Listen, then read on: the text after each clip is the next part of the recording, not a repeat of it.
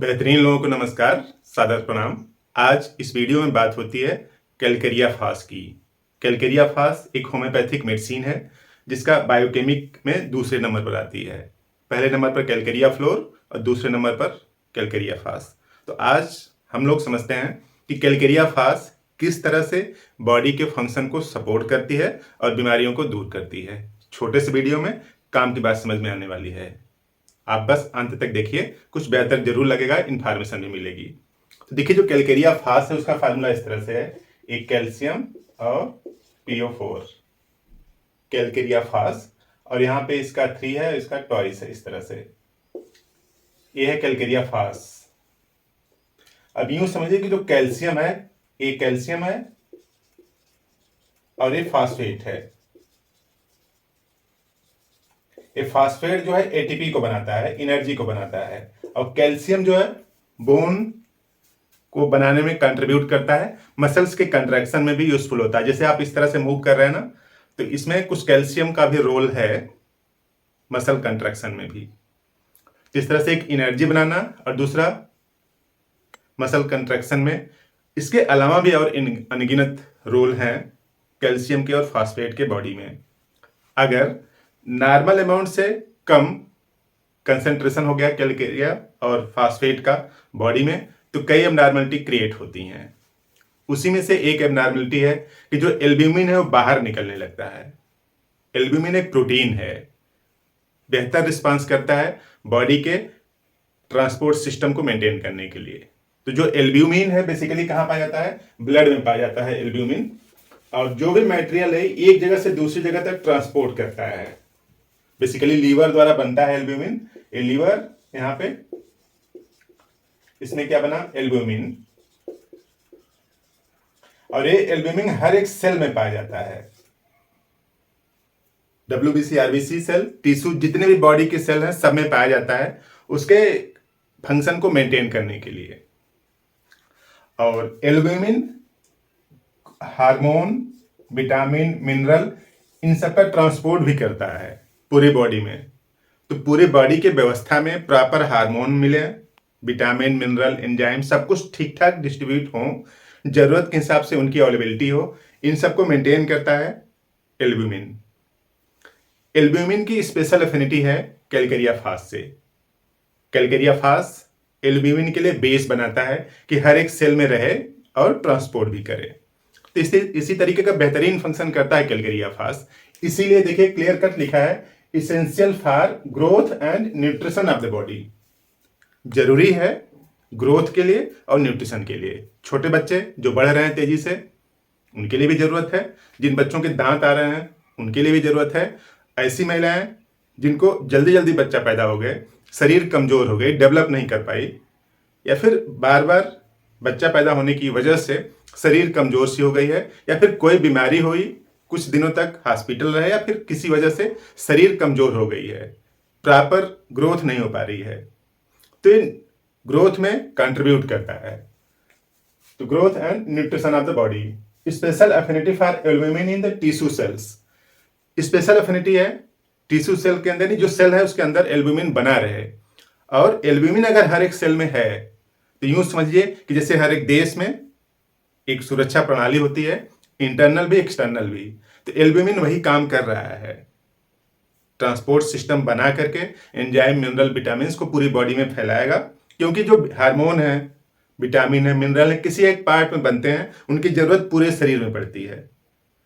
तो ब्लड का 50% part albumin होता है। अगर एल्ब्यूमिन ना रहे तो ब्लड फ्लो करते समय इसमें से लीक कर जाए,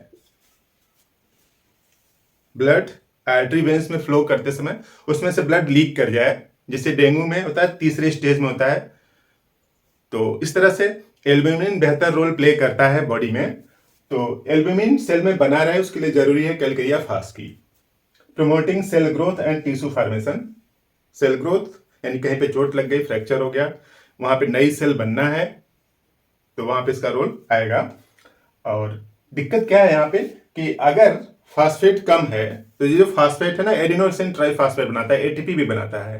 तो इसलिए देखिए general lack of vital heat, यानी शरीर के अंदर एक जनरल एनर्जी जो चाहिए, हीट, टेम्परेचर मेंटेन रखना चाहिए, ताकि ठीक तरीके से सेल काम करती रहें, उसकी भी कमी है। तो वाइटल हीट कम है और इसकी दिक्कतें नम मौसम में, यानी जिसमें टेम्परेचर कम है, बढ़ जाती हैं, क्योंकि एक तो शरीर में हीट नहीं है, गर्मी नहीं है प्रॉपर।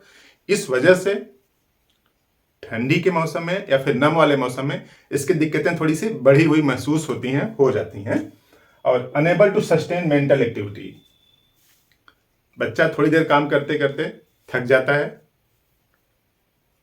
और कैलकुलेशन या कंप्रहेंशन उसका स्लो है।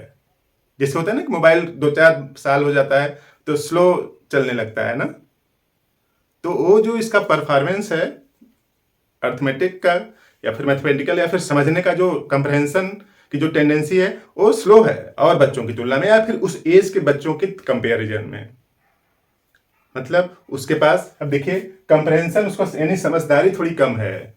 जैसे अगर आप बोला जाए कि राम और श्याम 2 भाई हैं, राम बड़ा है तो अल्टीमेटली ये समझ आ जानी चाहिए कि श्याम छोटा है, लेकिन उसको समझने में टाइम लगता है कि श्याम के बारे में क्या बोला जाए।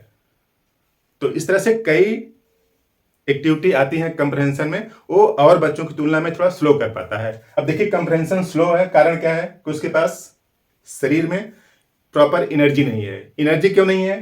क्योंकि वहां उसका जो एल्ब्यूमिन है वो प्रॉपर ट्रांसपोर्ट नहीं हो रहा है, तो उसकी पूरी बॉडी डेवलप नहीं हो रही है, और डेवलप नहीं हो रही है तो उसका जो मेंटल फैकल्टी है वो भी कमजोर होगी, और फिजिकल फैकल्टी यानी शरीर तो कमजोर होगा ही होगा, लेकिन अभी दिखेगा जो मेंटल इफेक्ट में दिखेगा।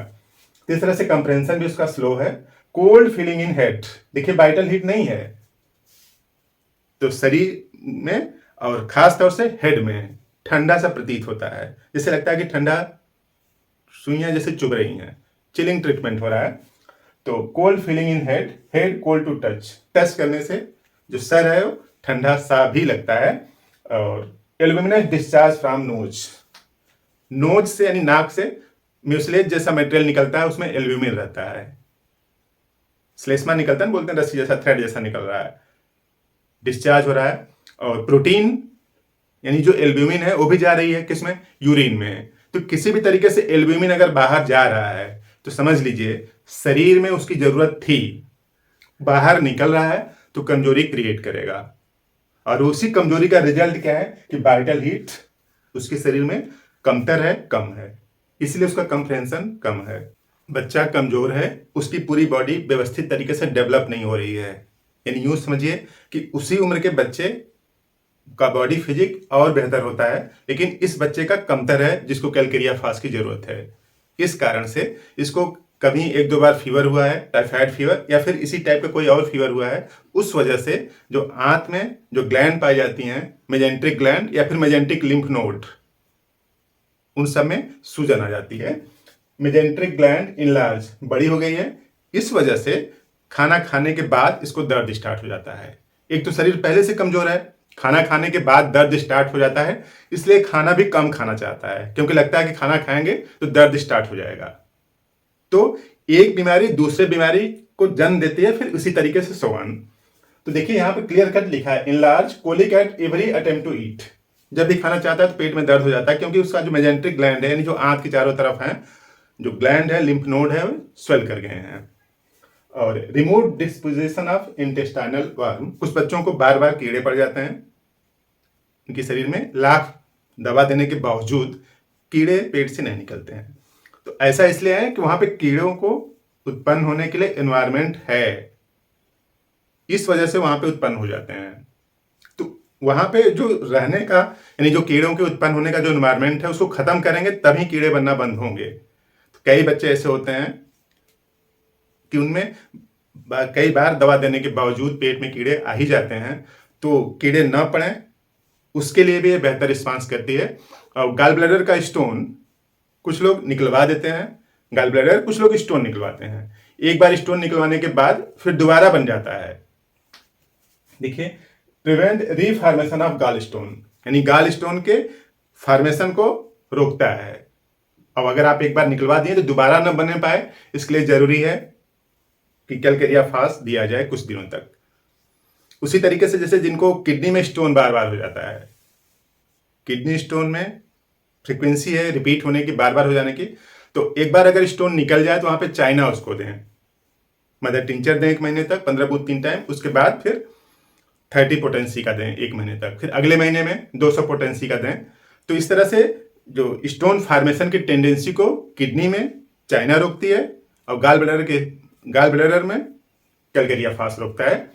और fistula in ano alternating with chest symptoms, कई लोगों को फिस्टुला होता है, फिस्टुला होम्योपैथिक दवा से बेहतर तरीके से ठीक हो जाता है। तो यहाँ पे जो एनस में फिस्टुला है यानी क्या है, ट्रैक बन गया है बगल से, देखिए जैसे ये है स्टूल पास होने वाला रास्ता है, एक बगल से भी ट्रैक बन जाता है, बाईपास टाइप बन जाता है, जिसी को फिस्टुला बोलते हैं। तो एक तो ओपनिंग स्टूल पास करने की और बगल से एक छोटी सी ओपनिंग बन जाती है, उसमें से पस निकलता है, इसी को फिस्टुला बोलते हैं। तो यहाँ पे जो फिस्टुला है चेस्ट सिम्टम्स के साथ अल्टरनेट कर रहा है, यानी अगर फिस्टुला होगा तो चेस्ट सिम्टम्स नहीं होगा और चेस्ट सिम्टम्स होगा तो फिस्टुला। इस तरह से एक खत्म होता है दूसरा हो जाता है। तो चेस्ट सिम्टम्स और फिस्टुला जब अल्टरनेट करें तो कैलकेरिया फास भी दवा है और उसके साथ साथ वाल्वेरिस वल्गैरिस भी है। तो वाल्वेरिस वल्गैरिस का मदर टिंचर यूज कर सकते हैं 15 बूंद 3 टाइम, अब कैलकेरिया फास 3x पावर में यूज करें, फिर 3x 6x इस तरह से। तो चेस्ट सिम्टम के साथ फिस्टुला भी अल्टरनेट कर रहा है। बोलते हैं फिस्टुला ठीक नहीं होता है, होम्योपैथिक दवा से फिस्टुला 100% ठीक हो जाता है, निश्चित रूप से ठीक होता है। तो यहाँ पे fistula in ano alternating with chest symptoms है।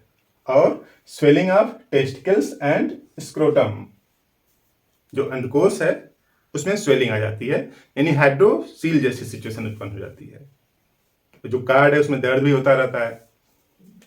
और labour like pain before and during menses, period के समय और पीरियड के पहले। देखिए शरीर पहले कमजोर है, इसके पहले आपने देखा ना कि वाइटल हीट नहीं है, उसके पास एनर्जी नहीं है, प्रॉपर एक एनर्जी नहीं है, पूरी बॉडी में एल्ब्यूमिन का डिस्ट्रीब्यूशन नहीं हो रहा है, हार्मोन विटामिन मिनरल सब पूरी बॉडी में डिस्ट्रीब्यूट नहीं हो रहे हैं पीरियड के समय और पीरियड के पहले ही।